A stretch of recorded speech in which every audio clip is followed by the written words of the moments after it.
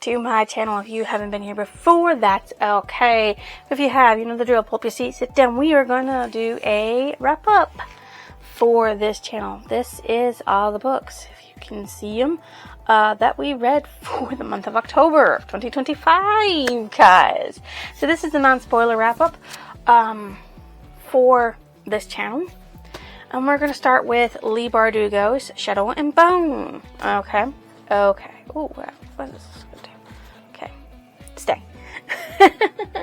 Now, what made me read this book? Well, I enjoyed The Six of Crows by Leigh Bardugo, and I was like, this is the first book in the Grishaverse, and I wanted to try it out to see what I liked about it. And we're going to read the back of it now, okay? Soldier, summoner, saint, orphaned and expendable, Alina Starkov is a soldier who knows she may not survive her first trek across the Shadowfold, a swath of unnatural darkness crawling with monsters. But when her regiment is attacked, Alina unleashes dormant magic not even she knew she possessed. Now Alina will enter a lavish world of royalty and intrigue as she trains with the Grisha, her country's magical military elite, and falls under the spell of their notorious leader, the Darkling. He believes Alina can summon a force capable of destroying the Shadowfold and reuniting their war-ravaged country, but only if she can master her untamed gift. As a threat to the kingdom mounts and Alina unlocks the secrets to her past, she'll make a dangerous discovery that could threaten all she loves in the very future of a nation. Okay, so that's that. This story is part of a series called Shadow and Bone, and there are actually 3 of them in there. And yes, I do have to go out and purchase Siege and Storm so I can continue my lovely reading of the Grishaverse. This genre is considered to be a fantasy romance. This book. The genre is. What did I think about the book? It was good. I enjoyed reading about Mal, her best friend / hopefully boyfriend in the next book. And Alina, of course. That's what I've got. Alright? Did this live up to my expectations? Yes, it did. It's expanding the world of the Grishaverse for me because now I'm going to understand more about it. Now, see, when I was reading this, the first book, I was like, wait, didn't the fold still exist? The Shadowfold? And then I remembered, it does. And the Six of Crows, it still exists. So, you know. I don't know what I was thinking. But it still does some things for me, okay? Should you go and read this story/series? Yes, if you love fantasy, romance, and a unique magic system, because the Grishaverse is very unique in its magic system. Go ahead and hit that. Now, we are going to go on to the next book in this series, as you can see, which is Holes by Luis Sancha. Okay, what made me read this book? Well, I'd seen the movie and I wanted to read a book to compare it. Okay, so Stanley Yelnats is under a curse that began with his no good, dirty, rotten pig stealing great-great-grandfather and has since followed generations of the Yelnatses. Now, Stanley has been unjustly sent to a boys' detention center, Camp Green Lake, where the boys build character by spending all day, every day, digging holes exactly 5 feet wide, 5 feet deep. There is no lake at Camp Green Lake, but there are an awful lot of holes. It doesn't take long for Stanley to realize that Camp Green Lake isn't what it seems. What could be buried under a dried-up lake? It's up to Stanley to dig up the truth. Dun dun dun dun. Stay. My magic will make you stay. I don't actually have magic. Just beyond hoping the book didn't fall. Okay. This story is part of a series called Holes. Yes, you didn't think it actually is a series, but it is. Unfortunately. The second book in the series is called something or another. It's in here in the back. Small Steps. And it's about Armpit and X-Ray after they were released from Camp Green Lake. Which, no, I'm not going to go ahead and read because I didn't really care for that. Okay, X-Ray and Armpit were not who I was there for. I was there for Caveman. Okay. The genre is considered to be adventure, detective, and fairy tale. Because, I mean, like, there's a curse in there, so obviously something had to go on. Right? Right. What did I think of the book? It was okay. The book gave me more details, but not a whole lot more. The movie was actually better, in my opinion. Because it gave unique perspective on everything. Although the one thing I do think it should have done was kept that the caveman was supposed to be Aliens was supposed to be an oversized boy. And, of course, the actor who played him was not. I believe his name was Shia LaBeouf? Pretty sure that's who he was. Let me Google that real quick so that way I'm not a liar. Holes movie cast. Yeah, Shia LaBeouf as Sterling. Yeah, they yeah. Did this live up to my expectations? Yes, it was exactly what it says on the tin. It's a book about holes and kids digging up holes and trying to figure out why. Should you go and read this story / series? Yes, I feel like a story about a teen boy that had a rough life but figured some things out and got rid of a curse without knowing he was really cursed. Because he didn't believe in the curse, but it was there and it was real. That's all you need to really know. Okay? Okay. This book also I'm unhauling. A Whole New World, A Twisted Tale by Liz Broshwell. What made me read this book? It is a twisted tale on the beloved Aladdin movie, and I wanted to see what was the one twist in it that changed. And let me tell you, it changed a lot. Okay? So, Aladdin is what if Aladdin had never found the lamp? Technically, what if Aladdin never had the lamp? Because he did find it, he just never had the lamp. Like most, he's just trying to survive another day in impoverished Agrabah. Jasmine is a princess who is about to enter into an arranged marriage. All she wants is to escape her fate, to see what lies beyond the palace walls. But everything changed when the Sultan's trusted advisor, Jafar, suddenly rises to power.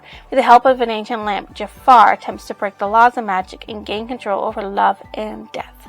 Soon Aladdin and the deposed Princess Jasmine must unite the people of Agrabah in a rebellion to stop the power-mad ruler threatening to tear the kingdom apart. This isn't the story you already know. This is a story about power, about revolutionaries, about love, and about one moment changing everything. And that moment actually is not Aladdin never finding the lamp, Aladdin never keeping the lamp. Abu never stole the lamp while they were being trapped inside the Cave of Wonders. That's what it was. Okay, that was a twist. So it's a little off what it's supposed to be. This is part of a series called The Twisted Tale. There's a bunch of them. Like 28 or so far. Okay? This genre is considered to be action, adventure, and fantasy. Because obviously, Agrabah, fantasy with Aladdin and Jafar and the lamp don't exist. Because the genie doesn't exist. But we all mourn and weep Robin Williams the genie! And if you don't, I don't know what's wrong with you. You should weep for the genie. What did I think about the book? I loved it. It was a wonderful spin on a beloved tale, and it was definitely not written for children. Because it's over the top. There's death. There's death in it. So, it's not written for children. Did this live up to my expectations? Yes, it was unexpected. And like I said, it's really not meant for children, like the movie was. Okay. Should you go and read the story / series? Yes, if you love Aladdin and want to see a twist to a tale. If you love old tales told anew. If you love a tale growing up with you and being more than what it was before. Because, I mean, like, who wouldn't want to read about an adult Aladdin story? I mean, he's still a teenager, but still. There's that, yeah. Okay? Okay. Goblin Hero by Jim C. Hines. What made me read this book? It is the second book in the series. Okay. About my favorite goblin, Jig. They call him Jig Dragon Slayer, and who is he to deny a legend? After all, common sense, something in a very sure supply among goblins, has a lot to do with Jig's continued existence. Though he's been captured by adventurers and dragged unwillingly along on their foolish quest, he survived both the necromancer and the dragon. People want to insist he's a hero. He isn't going to fight about it. But the trouble with being labeled a hero is that everyone expects you to keep doing heroic things, and all Jig wants to do is worship his forgotten god, hang out with his pet fire spider, and heal humiliating goblin injuries. But to Kralk, the current head goblin, Jig is a threat to her power. So when an ogre comes to seek Jig Dragon Slayer's help against an unnamed enemy that's destroying or enslaving all of ogre kind, Kralik insists he accept the challenge with a large, exceptionally dumb goblin and an ancient crocodile goblin who can barely walk as his unwanted sidekicks, and pursued by a goblin who is certain that she's meant to be the true goblin hero. Jig sets out for Org territory. After all, being killed by a magical enemy that can terrify an ogre is probably no worse than being killed by your friends. Look, books. I'm tired of you collapsing forward. Collapse nowhere. Thank you. Okay, this story is part of a series called Jig the Goblin. He's a goblin and his name is Jig. And there's another one. I can't wait to read it. This genre is considered to be high fantasy because, I mean, like, it's not set in our world. It is definitely different. And let me tell you, I still haven't read a series like Jig besides That Time I Got Reincarnated as a Slime, where they're monsters instead of humans. It's interesting, okay? What did I think of the book? It was great. I love listening to the Audible. Let me tell you, the dramatic Audible for this, it is freaking good. Though I could have done without that annoying tag-along goblin. I won't tell you much more about it, besides she's annoying. Okay? She's very annoying. Did this live up to my expectations? Yes, it was good. I loved how Jig was dragged into another adventure that he barely survived. I will have more tales told about him. Should you go and read this story/series? Yes, if you love fantasy and a twist on adventures, and who is a good person and who are the bad people, yes, you need to read this, because you don't know the enemies and there's a little twist that you didn't know was going to be there.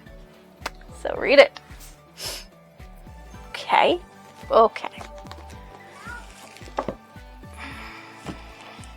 Next book.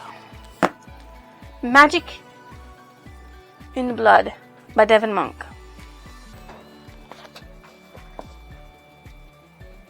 I don't know why you going forward. I don't know why I did that, because I'm about to read from the back of it.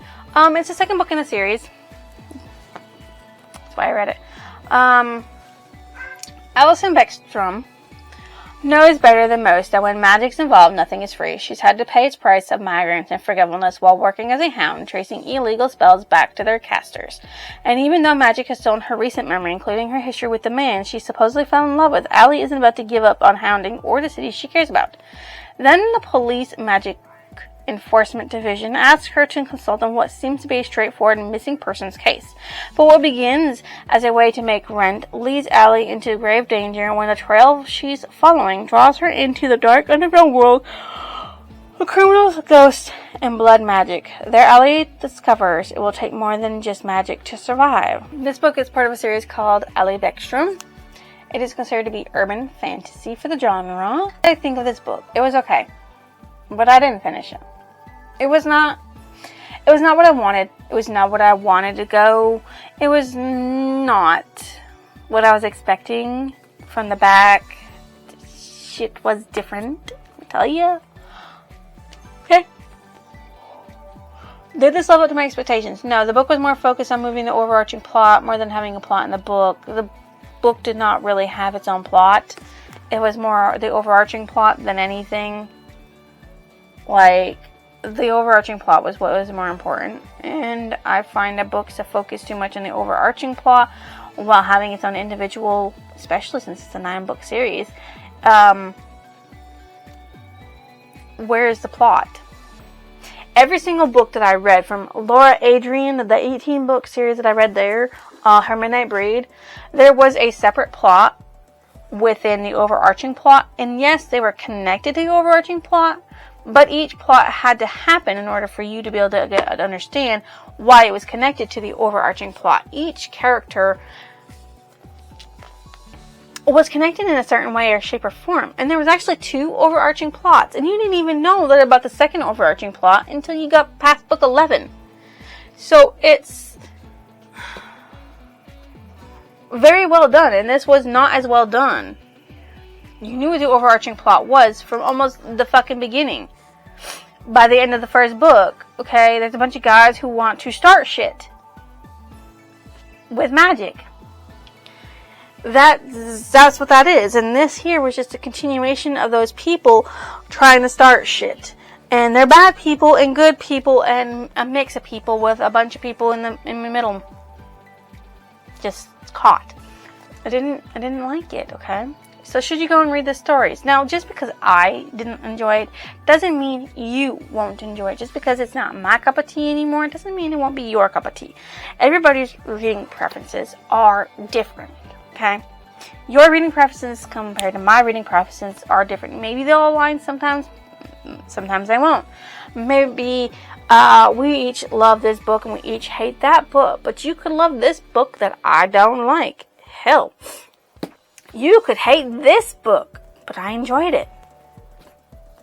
It's different. Everybody's thoughts and feelings are different, okay?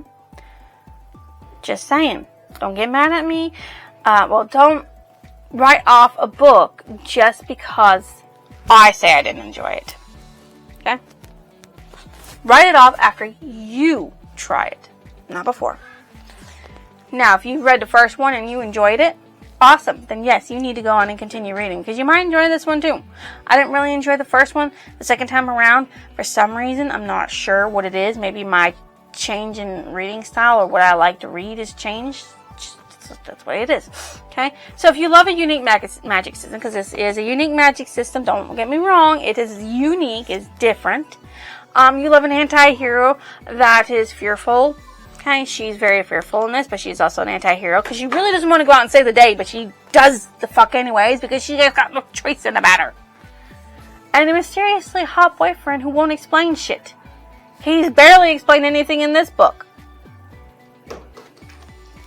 Okay? Okay? Twilight by Stephanie Meyer. I'm not reading the back of the book. I'm reading this, okay?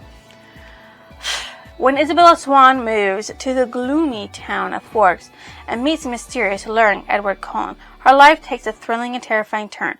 With his porcelain skin, golden eyes, mesmerizing voice, and supernatural gifts, Edward is both irresistible and impenetrable. Up until now, he has managed to keep his true identity hidden, but Bella is determined to uncover his dark secrets. What Bella doesn't realize is the closer she gets to him, the more she is putting herself and those around her at risk, and it might be too late to turn back. Okay, but why did I read this book? Well, it's a reread, technically, from a long ass time ago, like when it first came out. I read it. It doesn't help the fact that my alignment of reading books also curtailed to whatever my mom read, and I just based judgment off from her. Now I'm my own person, and though I still enjoyed the book, it still irks me in very many places, as it has always irked me. This is part of a series called Twilight. Yes, it's titled this book is this whole entire fucking series. It's called the Twilight Saga. The genre is considered to be young adult fantasy and romance. What did I think about this book? I still enjoyed it, but I still wished vampires didn't sparkle. Because they're not supposed to. They're menacing. They're bloodthirsty, hungry beasts, and they shouldn't sparkle. I'm sorry. They shouldn't fucking sparkle. Did this live up to my expectations? The romance in it is actually very good. The whole, you need to stay away from me, but I can't stay away from you, thus I'm going to drag you to me. And hers like, I can't stay away from you, and I don't care what you say, I'm going to stay. Should you go and read the Story Slot series? Yes, if you love romance. The paranormal, supernatural, vampires. With abilities. That sparkle. And if most people don't know what Twilight series is nowadays, kudos to you. Kudos to fucking you. Okay. Floating Dragon by Peter Straub. Alright. What made me read this book? This is the author who co-wrote my favorite Stephen King book, The Talisman. So I want to know what kind of author he was himself. So, the quiet suburban town of Hampstead, Connecticut is threatened by two evils. One is a natural, hideous experiment gone wrong. This insufferable cloud of toxic gas will warp the minds of everyone it touches, spurring them to violence and insanity. The other is not natural at all. Every 30 years, it wakes, leaving death and destruction in its wake, and it makes the first look like child's play. Dun dun dun! It has no series. It's a standalone. It's horror. That's the genre, by the way. The genre is horror. Okay? What did I think of this book? It was good. It was a good horror. The build-up was a lot. I mean, it could do with a little less build-up in it, to be honest. A little build-up of knowing the characters and learning their traumas would be better. And maybe a little more menacing for the traumas. Shorter but more menacing. That's what the trauma should have been.